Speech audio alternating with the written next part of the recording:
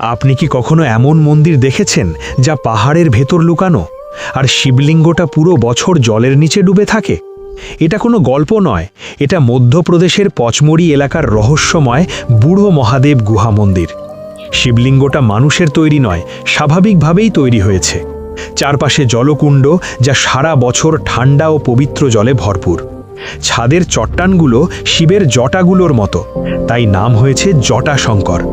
পুরাণ বলে যখন ভস্মাসুর শিবকে মারার চেষ্টা করছিল তখন শিব গুহায় লুকিয়েছিলেন। ভগবান বিষ্ণু মোহিনী রূপে এসে অসুরের শেষ করেছিলেন। এখানেই পাণ্ডবরা অজ্ঞাতবাসের সময় শিবের দর্শন পেয়েছিলেন। এই কারণেই স্থানীয়রা ভক্তি ভরে ডাকে বুড়ো মহাদেব।